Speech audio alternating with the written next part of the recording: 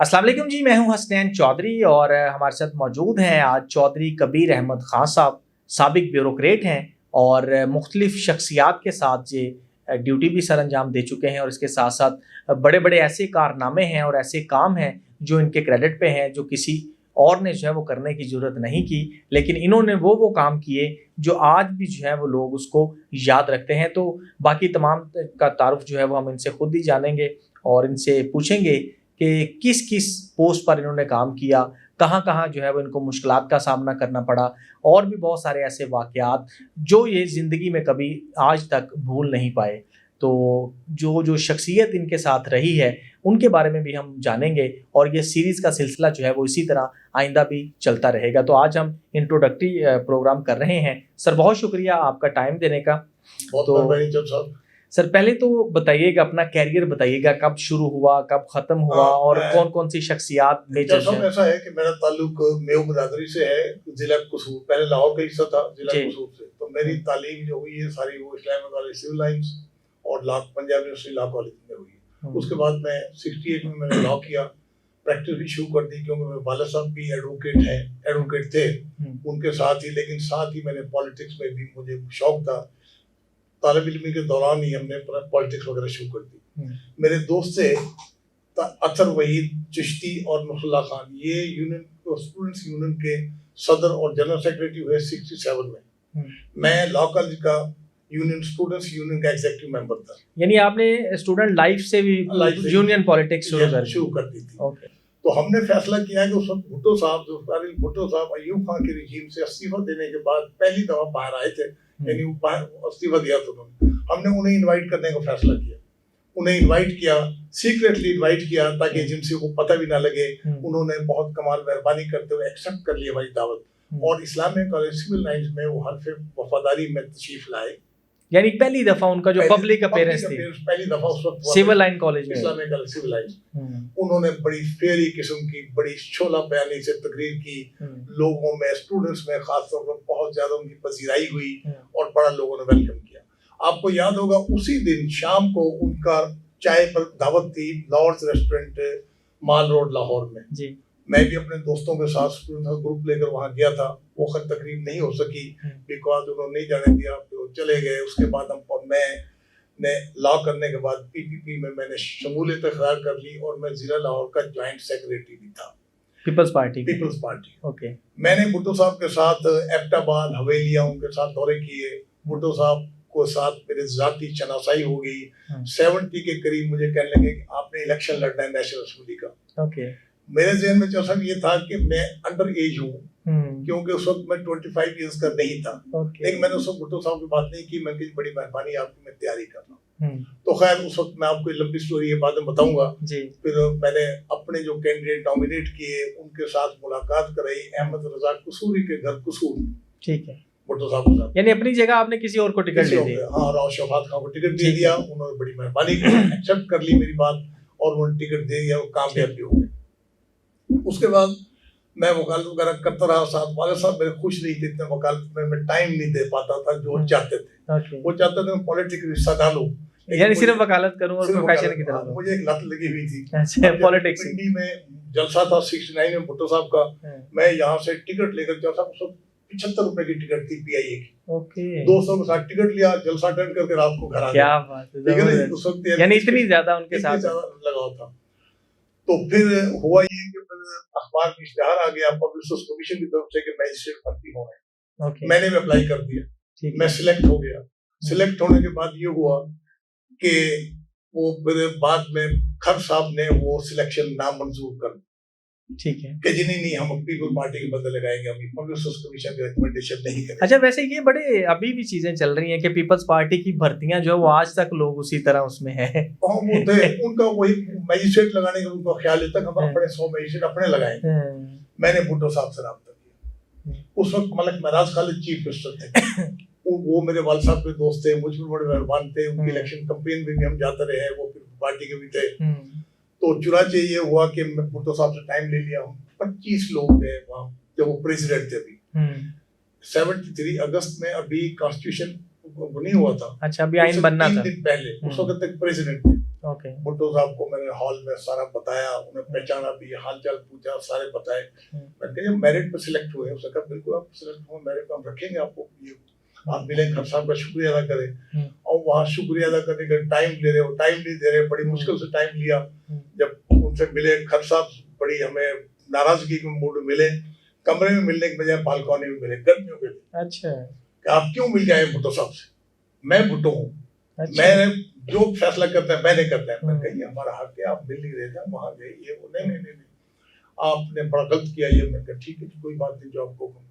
फिर हमने मलिक मनाज खान साहब से मीटिंग की, फिर उन्होंने हमारी कोशिश की, फिर हमने रिट फाइल कर दी कोर्ट में, और फिर अल्टीमेटली भुट्टो साहब से फिर हमारा टाइम था हो गया, लाड़काना। यानी एट द एंड आपने वो कर ली जॉब जो है। लेकिन नहीं, बड़ी ये इंटरेस्टिंग बात है, लाड़काना में टाइम दिया, और ये किस दिन का टाइम था? जिस दिन अरब मिसाइल वार शुरू हुई थी 73 में। अच्छा। उस दिन शाम को हमारा टाइम, अगले दिन था, शाम को पहुंच गए, इत्तला मिली कि भुट्टो साहब कल जल्दी जाएंगे, वो बिकॉज उन्होंने जाके बड़ी इंपॉर्टेंट मीटिंग करनी है, इसलिए आप शेड्यूल टाइम से 2 घंटे पहले आएंगे। सबकी मीटिंग कैंसिल कर दी आप।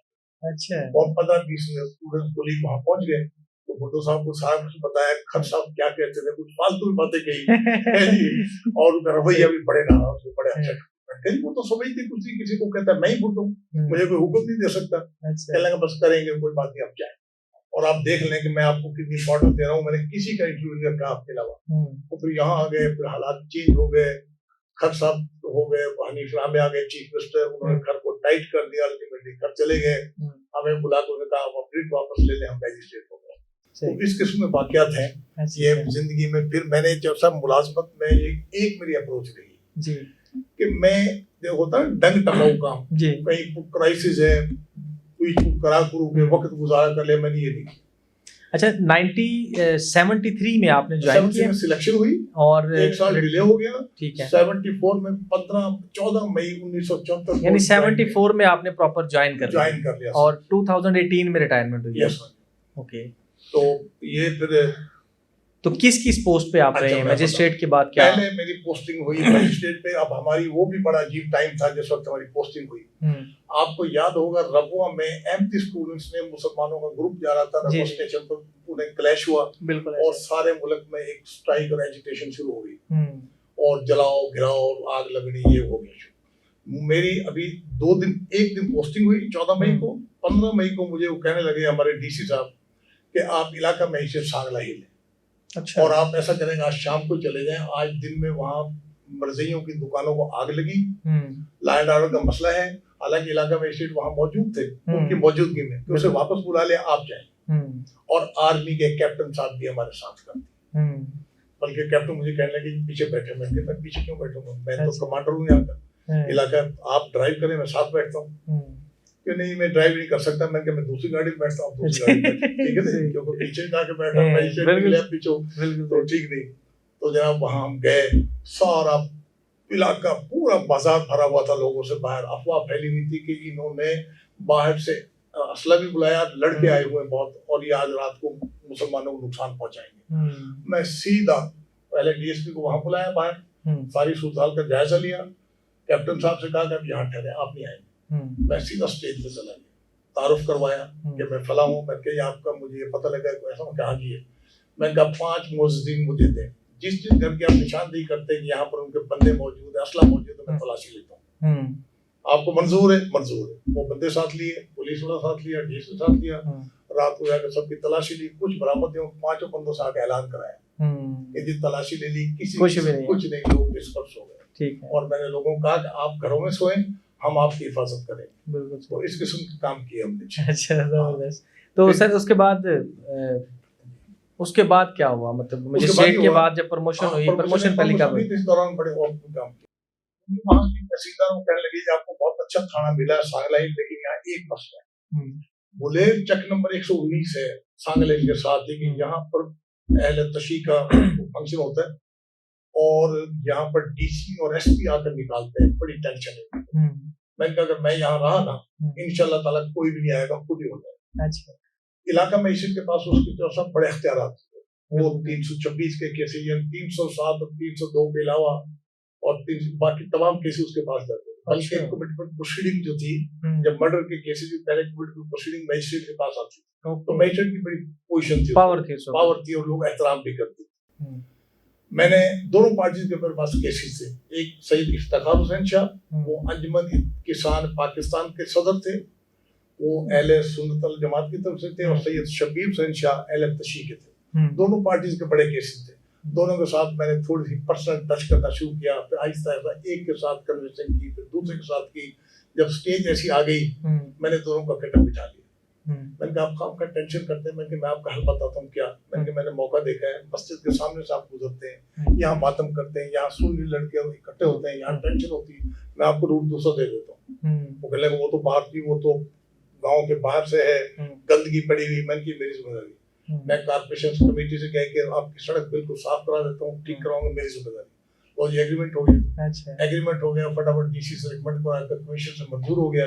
जिस दिन फंक्शन था, मैं जाकर अभी डीएसपी के साथ चाय पी रहा हूँ, एसओसी ने आकर सलूट किया कि जी जुलूस खत्म हो गया। अच्छा, जबरदस्त। तो वजह क्या थी, मैंने अहले सुन्नत वल जमात से कहा था, मैंने देखें एक कंडीशन आपका बंदा देखने नहीं जाएगा। अगर आपका बंदा देखने गया तो मैं समझूंगा कि आपका होल्ड नहीं है इन लोगों पर। बिल्कुल। उन्होंने उसी पर अमल किया और 15-20 मिनट या आधे घंटे के अंदर अंदर खत्म हो गया। आज तक उसके बाद मैजिस्ट्रेट को भी जाने की जरूरत नहीं पेश। मैंने ये काम किए। सांगलाइल में से एक, यानी मजहबी जो मामलात थे सारे बड़े अच्छे तरीके से टैकल, सारी सर्विस में मजहबी मामलात परमानेंटली हल करवाए। अच्छा, जबरदस्त। एक वहां पर झूठ सिक्का है वो सांगलाइल सिटी में, वहाँ एक मस्जिद में डिस्प्यूट हो गया अहले हदीस और बरेलियों का, और लॉ एंड ऑर्डर की सिचुएशन पैदा हो गई। दोनों पार्टीज को बुलाया, वहाँ शब्बीर नोमानी साहब थे सेनेटर, उनकी मिल थी वुलन मिल, उसे भी साथ शामिल किया। वो आबादी वहाँ पर ज्यादा थी, 90% अहले सुन्नत वल जमात की। मस्जिद का कंट्रोल मस्जिद बनाई थी अहले हदीस वालों ने। मैंने उनको समझाया कि मैं आपको मस्जिद और बनवा देता हूँ, आप यहाँ से रोजाना आपका मसला पैदा होगा, ये मस्जिद सुन्नी को दे, और ये गारंटी देता हूँ कि जो साइज इस मस्जिद का है, जो फैसिलिटी, उससे कम से कम 20% बड़ी होगी। फौरी तौर पर मैंने वहाँ जबानी खुद ही कहा कि ये प्लाट आपके मखसूस प्लाट दिया। 3 महीने का टाइम रखा, नवानी को उसका इंचार्ज बनाया, कंस्ट्रक्शन कंप्लीट हो गई। मैंने कहा अगर 3 महीने कंप्लीट ना हुई तो मस्जिद अहले हदीस को दे दें। अच्छा, तो मस्जिद कंप्लीट करने के बाद ट्रांसफर हो गया, आज तक पीसफुल चल। जबरदस्त। ऐसे काम किए। फिर उसके बाद बहरहाल, तो सर प्रमोशन कब हुई थी पहले? प्रमोशन तो मेरी बात वही, एक और बड़ा अहम काम जो मैंने वहाँ किया जी। 1977 के जब जनरल इलेक्शन हुए, मैं असिस्टेंट रिटर्निंग अफसर था, इलाका में एजेंट होने की वजह से। मुश्ताक अवान साहब वहाँ से एमएनए हुए थे। पीएनए की तहरीक शुरू हो गई पीपल्स गवर्नमेंट के खिलाफ जी। पहले तो सिर्फ पीएनए वाले गिरफ्तारियां देते थे, मैं शुभपुरा से अदालत करके जाता था, मेरा वो वेट करते थे, जब तक मैं नहीं जाता था वो जुलूस नहीं निकालते थे। अच्छा। इतना मेरा ताल्लुक था उससे। उसके बाद पीपल्स पार्टी ने भी शुरू कर दिए जुलूस निकालने। अब खतरा हो गया, इनका क्लैश होगा, उधर से उनका जुलूस, उधर से उनका जुलूस, उधर आपस में नारेबाजी। मैंने कहा भाई ये बात ठीक नहीं है, तो बड़ा खतरा है। दोनों पार्टी के बंदों को बुलाया। तो सब ये पाकिस्तान में पहली दफा हुआ है, रिकॉर्ड पर है, दोनों पार्टी के साथ एग्रीमेंट किया तहरीरी स्टाम्प पर। एक दिन जुलूस उनका, एक दिन उनका, और इतवार को मेरे लिए छुट्टी। इस पर 3 महीने अमल हुआ। अच्छा, 3 महीने अमल हुआ इस पर। एक दफा मुझे छुट्टी इमरजेंसी थी, कोई छुट्टी जरूर पड़ गई, किसी कहने लगा भाई अगर वहाँ जुलूस ना निकले तो आपको छुट्टी दे सकते हैं। मैंने फोन किया पीएनए वालों को कि कल जुलूस नहीं निकालना, उनके नहीं निकालेंगे। अच्छा, तो मेरा इतना होल्ड रहा है कि मैंने जिंदगी में ऐसे काम किए। जबरदस्त। तो प्रमोशन तो मेरी हुई एज एसी 86 में, लेकिन उस दौरान बड़ी ड्यूटीज थी। मैं लाहौर आ गया, ट्रांसफर होने के बाद पीएनए की तारीख खत्म हुई, 4-5 दिन बाद मार्शल लग गया था। मैं कारपोरेशन में आ गया, zone secretary Lahore municipal corporation. वहाँ उन दिनों में मेन कंप्लेंट आज भी है कि स्वीपर्स ड्यूटी पर नहीं आते, काम नहीं करते। मैंने जो सब ये किया कि एक सर्कल जो सैनिटरी सर्कल था, चीफ सैनिटरी इंस्पेक्टर को बुलाना है, उसके कहना मैंने आज फला चेक करना है, चलो मेरे साथ। पैदल जाना, एक एक गली में जिस जिस उसकी ड्यूटी थी वहाँ चेक करना, जो मौजूद थे उसकी गैरासी लगानी, और डेली एक सर्कल चेक करता था। सईद अहमद थे एडमिनिस्ट्रेटर, कहने लगा आपने तो कमाल कर दिया, तनख्वाहें लाखों रुपए बच गई। उन्होंने सारे जोन में शुरू करवा दिया कि हर आदमी कम से कम एक से चेक करेगा फिजिकली। ये मैंने काम तो यानी सबको काम पे लगा दिया, सब पे काम पे लगाया और बड़ा काम किया। फिर उसके बाद ही और जब सब मैं फिर कोर्स में आ गया। मुझे वादत कॉलोनी थाना मिल गया। यहाँ पर नजफ कॉलोनी है जी बिल्कुल, क्लिफ्टन कॉलोनी, हाँ, वहाँ पर क्लिफ्टन। आग में मातम होता था। उस वक्त सिर्फ एक ही डीएसपी था, कैंट के चौधरी बशीर। आज तो देखे कितने एसपी, जी कितने जी वो है, बिल्कुल, बहुत ऐसे अब कुछ। तो एक 6 ही डिवीजन है ये और बिल्कुल, 12 हाँ। एसपीज हैं अभी।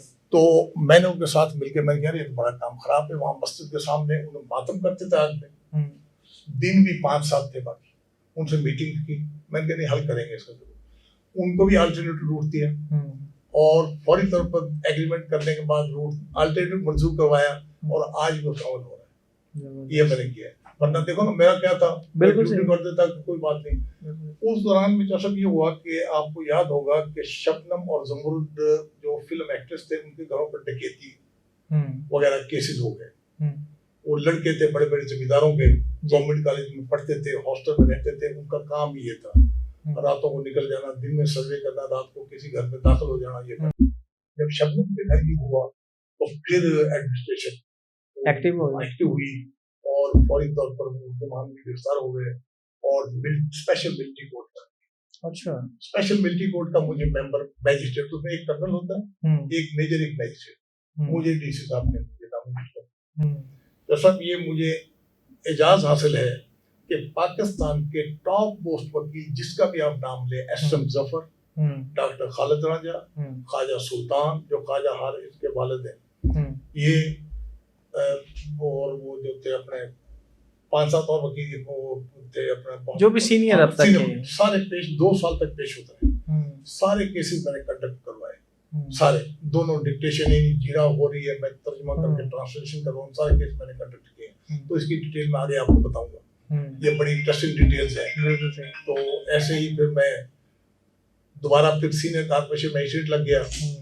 पहली दफा मवेशियों को मैंने निकाला यहाँ से, अच्छा, लाहौर से, लाहौर कॉर्पोरेशन पहली दफा 81-82। ओके। फिर पहली दफा वहां से मैंने एनकोचमेंट के खिलाफ जनरल जिलानी साहब के कहने पर ड्राइव शुरू की और अनारकली के एनकोचमेंट थड़े वगैरह पहली दफा मैंने तुलवाए 1986 में, नहीं 82 में, 82 में, अच्छा 81 में, ओके। फिर दूध वालों दूध के खिलाफ एडल्ट्रेशन के लिए यूनिक काम शुरू किया कि फोर्स लेकर, उनकी टीम लेकर कॉर्पोरेशन की जो रिजर्व थी एक पुलिस की साथ लेकर डेली एक सड़क पे चले जाना, जैसे सुरनपुर रोड है, जैसे जीटी रोड है, मुल्तान रोड, यानी उस वक्त भी चेकिंग होती रही है। उस वक्त चेकिंग ऐसी होती थी कि सुबह जाकर, वही मैंने एक यूनिक काम किया, वहां जाकर सैंपल लेने, बंदों को साथ ले आना, अच्छा, उन्हें कॉर्पोरेशन ले आना साथ ही, और उसी वक्त सैंपल देने के 1 घंटे में रिजल्ट दो, अच्छा, और ताकि लोग अप्रोच ना करें। रिपोर्ट आई 1 घंटे के बाद फैसला 3-3 दिन की कैद, अच्छा, ताकि वकील भी ना कर सके और सजा भी मिल जाए तो अप्रोच भी ना करे, और भेज दिया। मैंने काम शुरू किया, कोई 1.5 साल तक काम होता रहा।